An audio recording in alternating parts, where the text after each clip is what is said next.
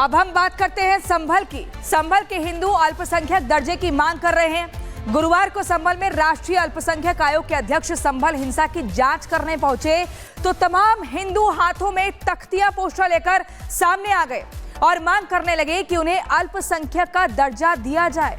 हिंदुओं का दुख अपनी आंखों के सामने देखकर अल्पसंख्यक आयोग के अध्यक्ष भी हैरान रह गए। आखिर क्यों, इस रिपोर्ट में देखिए।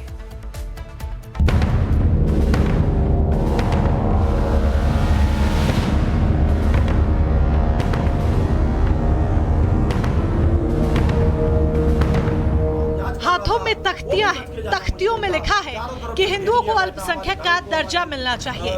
वजह है कि हिंदू सालों साल तक संभल में प्रताड़ित रहा है और इतना प्रताड़ित रहा है। ये जो आप प्रदर्शन कर रहे लोगों को देख रहे हैं, ये सभी लोग 1978 के संभल दंगे के पीड़ित हैं। अब ये लोग मांग कर रहे हैं। गुरुवार को संभल पहुंचे अल्पसंख्यक आयोग के राष्ट्रीय अध्यक्ष इकबाल सिंह के सामने हिंदुओं ने एकत्रित होकर न्याय की गुहार लगाई तो वो भी हैरान रह गए। तो अल्पसंख्यक आयोग का जब संभल में आया तो हम अपना पक्ष रखने के लिए उनके सामने आए हैं और उन्हें बताने चाहते हैं कि यहाँ पर हिंदू 15% है, उसकी रक्षा करने की जिम्मेदारी अल्पसंख्यक आयोग की है। वो हमारी समस्याओं को सुने और हमारी समस्याओं को दूर करें।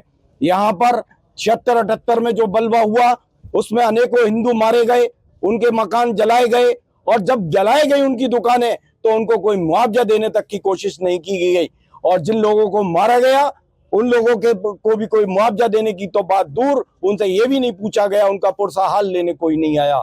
इन सभी समस्याओं को रखते हुए हमने अल्पसंख्यक आयोग से कहा है कि 24 नवंबर को अगर प्रशासन ने और शासन ने मिलकर के हमारी मदद न की होती तो आज संभल में एक भी हिंदू बचा न होता और जाने कितना नुकसान जान माल की हानि हुई होती।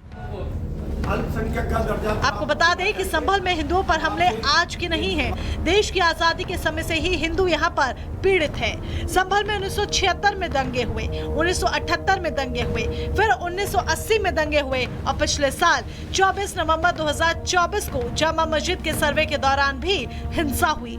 हालांकि ये हिंसा पुलिस के साथ हुई, लेकिन 24 नवंबर 2024 को हुई हिंसा के बाद से ही संभल के हिंदू डरे हुए हैं।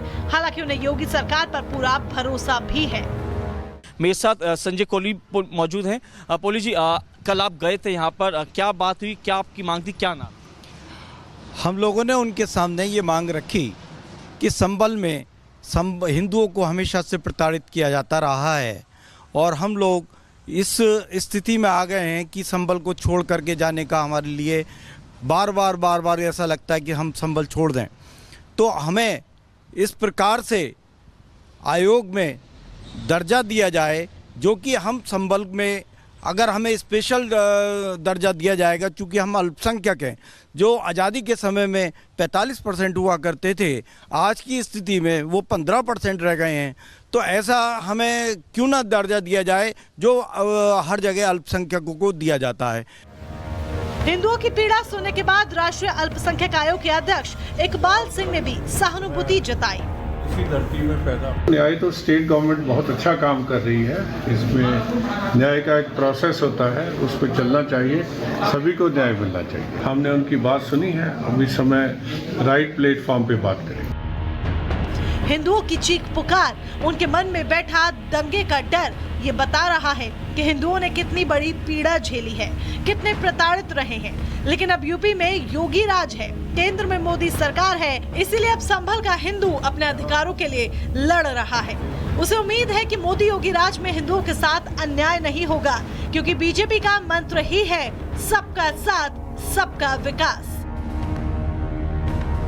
Bureau report, Republic Bharat.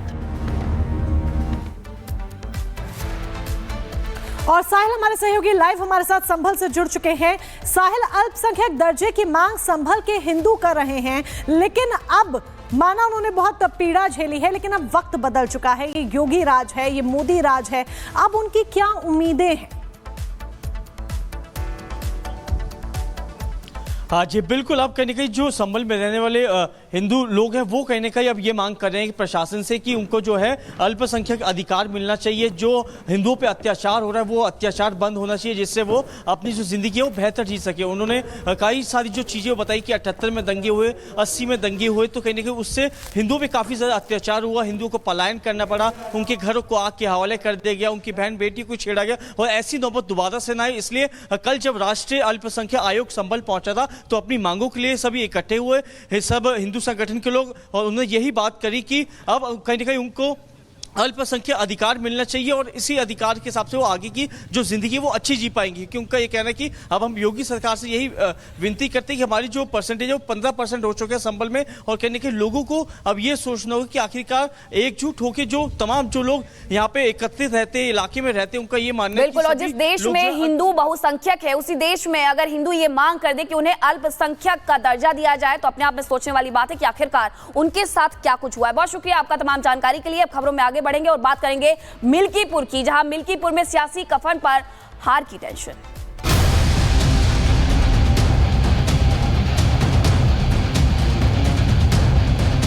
सफेद कपड़ा डाल देना चाहिए क्योंकि चुनाव आयोग मर चुका है। ये डेमोक्रेसी के हत्या के बराबर। अखिलेश यादव जी और समाजवादी पार्टी इस कुकृत्य पर क्षमा याचना करें।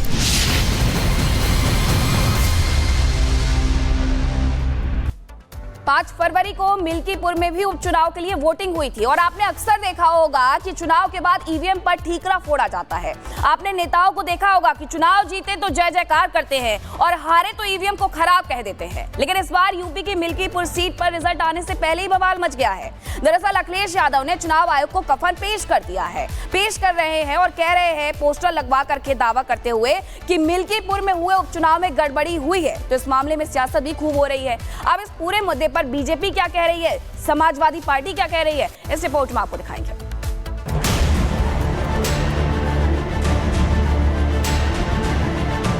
सफेद कपड़ा डाल देना चाहिए उसमें क्योंकि चुनाव आयोग मर चुका है। ये डेमोक्रेसी के हत्या के बराबर। अखिलेश यादव जी और समाजवादी पार्टी इस कुकृत्य पर क्षमा याचना करें। पहले चुनाव आयोग के लिए कफन और अब कफन लगा पोस्टर। मिल्कीपुर उपचुनाव को लेकर सपा का गुस्सा बढ़ता ही जा रहा है और बढ़ता जा रहा है। संवैधानिक संस्था की निष्पक्षता और पारदर्शिता पर सवाल खड़े करना